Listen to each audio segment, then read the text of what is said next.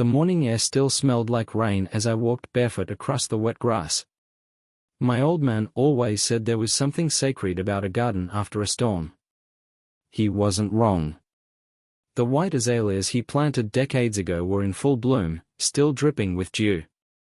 This place, his backyard, his sanctuary, was the only thing that felt real since the funeral. My name's Austin Hale, I'm 34, and 2 weeks ago I buried my father, Gordon Hale, a man who built everything from scratch and never took crap from anyone. He left me his home, his land, and what was left of his small but profitable security business. And he left it all to me. Or at least, that's what the will said. I was crouched near the hedges, pulling some dead leaves, trying to clear my head, when I heard that sound. Heels. Sharp, impatient clicks against the stone path behind me. I didn't need to turn around to know who it was. Still playing gardener, Austin? Her voice had the same fake sweetness that used to drive me insane. Mila, my ex-wife. Or, more accurately, Mila Clark Weston, now married to Grant Weston, the man she'd been cheating with while we were still married. I stood up slow, wiped my hands on my jeans, and turned to face her. Still trespassing, Mila? She was dressed like she was attending a fashion gala. Tight white blazer, stilettos, not a hair out of place. Behind her sunglasses, I could still feel that stare, like she was hunting something. And she was. She gave a smug little smile and held up a leather folder. You know why I'm here. I do. And the answer's still no. She stepped closer, ignoring my words completely. Since your father considered Grant like a son for 15 years, we think it's fair that we get a share of the estate. You can't deny that he was part of the family. I barked out a laugh. He was screwing my wife behind my back. You think my dad didn't know that? She opened the folder and flipped through some papers like she had a bombshell to drop. Your father still played tennis with Grant every Sunday. Even after the divorce. Yeah, I know. And you know what else? My dad used to laugh after those games and say, nothing like beating the man who stole my son's wife. He was 10 steps ahead of both of you. Her smirk faded just a bit. I stepped toward her, slow and steady. Look, Mila. You and your new hubby can pretend he was Daddy's favorite. But Gordon Hale didn't leave a dime to anyone he didn't trust. And he didn't trust snakes. Her eyes narrowed. Your brother doesn't see it that way. I froze. What? She tilted her head. Oh. You didn't know? Sawyer thinks the inheritance should have been split. I had a lovely conversation with him yesterday. And just like that, I knew this wasn't just Mila's scheme anymore. My own blood was involved. I clenched my jaw, hard. Whatever game they were playing, they had no idea who they were dealing with. After Mila left, the silence in the garden felt different. Heavier. Like the ground itself was warning me something worse was coming. I went inside, poured myself a cup of black coffee, and sat at the kitchen table, same one my dad used to sit at every morning with the paper in one hand and his favorite mug in the other. I stared at the wood grain, thinking about what Mila had just said. Sawyer. My older brother. The so-called responsible one. He moved out of state a decade ago and only came back when it was convenient, or when he smelled opportunity. I pulled out my phone and called him. Austin, he answered, voice fake cheerful. Didn't expect to hear from you so soon. I just had a nice little chat with Mila. Pause. Just a second too long. Oh yeah? She's still as charming as ever? Cut the crap. She said you two had a conversation. About Dad's estate. He didn't answer right away.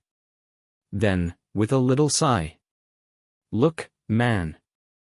I'm just saying, maybe the will should have been more balanced. Grant was like family. I stood up, slamming my fist against the table. Family? Are you serious? Sawyer's tone turned defensive. I'm just thinking practically. Grant helped Dad with the business more than you ever did. I laughed bitterly. I was the one patching the software bugs in the middle of the night. You were in Colorado skiing with your new girlfriend. Where were you when Dad was in the hospital? Silence. Exactly, I muttered. He trusted me. That's why everything went to me. And now you're siding with Mila? Over me? I'm not siding with anyone, Sawyer replied. But I did hire a lawyer too. You what? Just to take a look, Austin. Calm down. My hand tightened around the phone. You wanna go legal? Fine. Let's go legal. But I'll warn you, Dad planned for this. He wasn't stupid. I hung up before he could say another word. That night, I couldn't sleep. I stayed up rereading the will, looking for any loophole they might exploit. I even drove to my father's old office in the back of the garage, the place where he kept everything that mattered. The keys were still on the hook, just like he left them. Inside, I found something I hadn't noticed before. A separate envelope. Unmarked. Just sitting in the bottom drawer of his filing cabinet. I opened it slowly. Inside was a letter, handwritten, and a sealed document labeled Addendum, Private Execution Only. My heart pounded. The letter read: Austin, if you're reading this, that means the vultures have landed. Trust no one, not even your brother. I left instructions with someone you can count on. Talk to Lily. She has what you need. Lily. My dad's lawyer. A tough, no-nonsense woman who always had his back. I stared at the letter, adrenaline kicking in. They thought the will was all there was. But my father, he had one more card up his sleeve. I was parked outside Lily Thompson's law office before the sun even came up. The streets were still quiet, just the occasional jogger and the distant sound of a garbage truck groaning its way down the block. I'd known Lily since I was a teenager. She was one of the few adults my dad genuinely respected, and feared a little. She didn't mess around. And I hoped to God she still had my father's trust stashed away somewhere in that office. By 8 a.m. sharp, she opened the door. Her eyes locked on me with that no-nonsense stare. You early. I found a letter, I said. He told me to come to you. Her lips tightened. She didn't ask which letter. She just nodded and motioned me inside. Once we were seated, she reached into her file drawer and pulled out a thick envelope, sealed, marked confidential. Your father gave this to me 5 years ago, she said.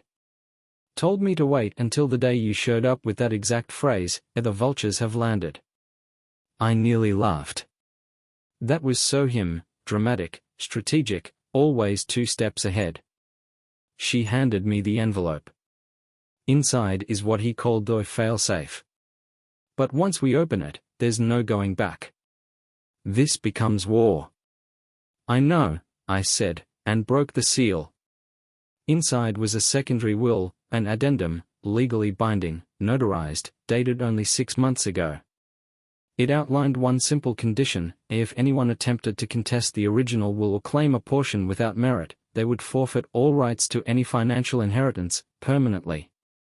That included Sawyer. That included Mila. And it especially included Grant. But the real kicker? A private bank account, untouched and hidden from public records, was listed in my name, with enough funds to buy back the entire business if anything was transferred illegally. My father had anticipated everything. I looked up at Lily, stunned. Why didn't he tell me about this? He didn't want you living in paranoia, she said. He wanted you to live free, unless you had to fight. Now it's time. 2 days later, I got a text from Sawyer. We're filing the claim tomorrow. You'll be hearing from our attorney. Perfect. I sent back one sentence. I hope your attorney likes surprises. The next morning, I walked into the mediation office dressed in a grey suit and calm as hell. Mila, Grant, and Sawyer were already seated. Their lawyer looked like he was born in a courtroom. But Lily walked in behind me, cool and collected, carrying the addendum. I have new evidence to present, she said, sliding it across the table. The lawyer frowned. What is this? Mr. Gordon Hale's secondary will, she replied smoothly. Prepared for precisely this situation. It voids any claim made under duress, greed, or third-party manipulation. Mila paled. Sawyer shifted in his seat. Grant didn't even speak. The lawyer scanned the document, then looked up slowly. You can't be serious.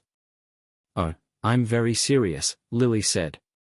And if you choose to proceed, I'll be filing a lawsuit on behalf of my client for attempted fraud and breach of intent. Your move. They sat there in silence. I leaned forward, calm but ice-cold. You played your hand too early. Dad knew you would. He left the real power with the one person he trusted. They didn't say a word. Just gathered their things and left, defeated. They left that meeting room like ghosts, quiet, shaken, and stripped of the arrogance they walked in with. Mila didn't even look at me. Sawyer tried to hold onto his pride, but I could see it in his eyes. He knew he lost more than just a legal battle. He lost me. Lily and I stepped outside into the late afternoon Sunday. She handed me a small key. What's this? Your father left a storage unit, she said. Told me to give it to you only if everything went exactly like it just did. The next morning, I drove to the edge of town, where a rundown facility stood behind a rusted chain-link fence. Unit 47. I slid the key into the lock, pulled up the metal door, and there it was. A single chair. A box. And a note taped to the wall. Sit down, son. It's time you really heard me. Saturday.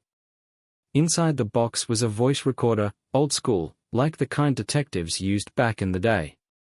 I hit play. My father's voice filled the small space. Calm. Steady. Unmistakably him. If you're hearing this, it means you stood your ground. Good. I always knew you had it in you. But there's something else you need to understand. I didn't build my business to be a fortress. I built it to be a foundation, for you. Not to defend against snakes like Mila or Sawyer, but to teach you the difference between power and control. He paused for a moment. You could ruin them. Crush them in court, drag their names through the mud, and they deserve every bit of it. But here's the thing, a revenge? It's just another prison. And I never wanted you to live in one. I leaned forward, swallowing hard. So here's my last request, Austin. Let them go. You already won. Now go build something they can never touch. Something bigger than legacy, build peace. The recorder clicked off. I sat there in silence. That final message, it hit harder than any punch I'd ever taken. I spent the next week shutting the doors on old wars. I didn't sue, didn't go public with what they tried to do. I let them walk away with nothing but their shame. I put the money Dad left to good use, expanded the security firm, hired veterans, launched a scholarship in his name. I even turned the garden into a public space for foster kids to learn how to grow things. Like Dad always said, you control the soil, not the storm. Sawyer moved back to Colorado. I haven't heard from him since. Mila and Grant faded into whatever suburban nightmare they built for themselves. And me? I wake up every morning, walk barefoot through my father's garden, coffee in hand, and smile. Because the vultures came? And they left hungry.